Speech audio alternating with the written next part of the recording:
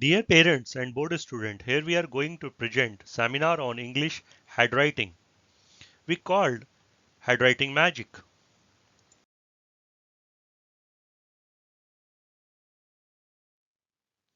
Dear students, do you want Ambrit English handwriting in very easy 6 steps?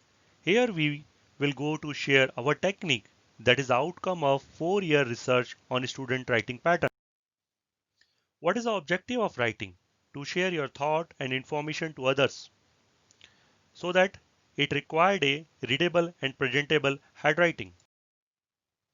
The first step, what is the ideal size of the letter? Here we show 100%, 50% and 75% sizes.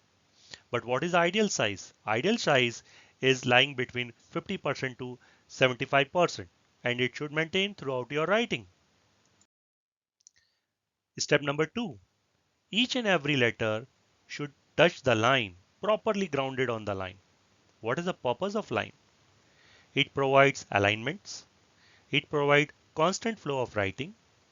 It helps to read and check. It also set a starting and ending point. Step, step number 3, stroke. What is the correct direction of stroke?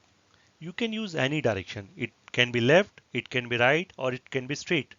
But the direction of stroke should maintain throughout your writing. Multiple strokes are not acceptable in the handwriting. Step number 4. Words and letters are written with equidistance. Each line should start with the same margin for the particular para. Next important step is spelling. Step number 5.